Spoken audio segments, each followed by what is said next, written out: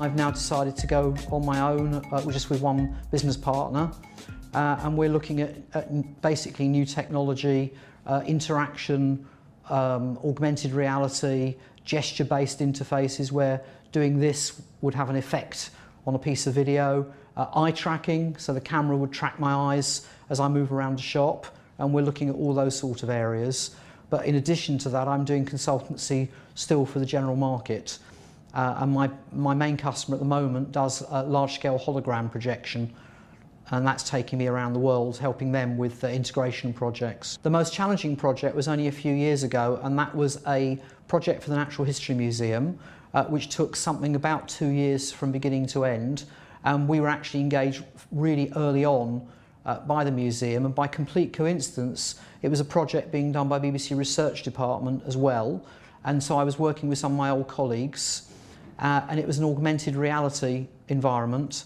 It was a theatre that sat 85 to 90 people, where each person had their own individual augmented reality experience. But the theatre had to be a traditional lecture theatre. It also had to be a totally automated multimedia presentation area, and it had 5 high-definition screens, and every single piece of equipment was automated.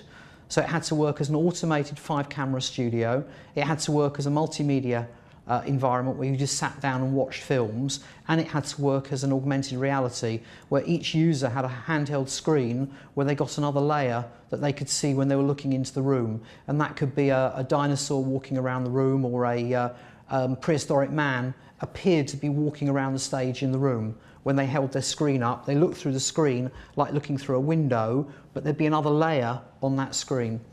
Wow, and the room also had to be used as a traditional high-definition studio, and in fact it was used by the BBC to record a pre-G8 summit at the time with Gordon Brown, who was still in power at the time. And the BBC just literally connected their equipment to the output of the studio and used the studio, which was a great compliment. What would you say is the most impressive bit of technology that you've been using or you've come across? The most impressive bit of technology? Well, yes, I've used the iPad, and there's no doubt it's absolutely gorgeous, especially the new iPad with the high-definition screen, but it's fit for purpose. It's lovely as something you use on the train to read the newspaper. It's lovely for something you might have in the evening where you want to watch a bit of online television or read the news. But as regards using it as an AV controller, if you drop it once or twice, it's not going to survive.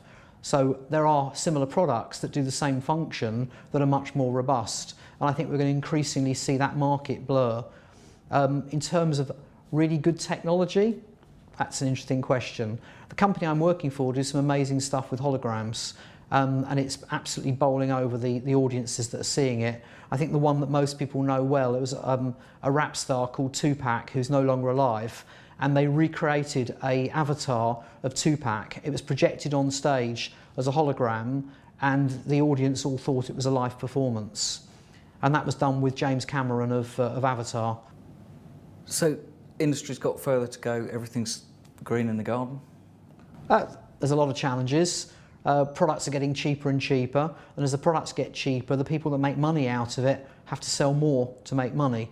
The margins are quite low because of internet shopping, and so the systems integrator has got quite a challenge on where they make margin, and really the margin's got to come from professional services. People are much more prepared to pay for expertise, and therefore we've got to sell our expertise and not equipment.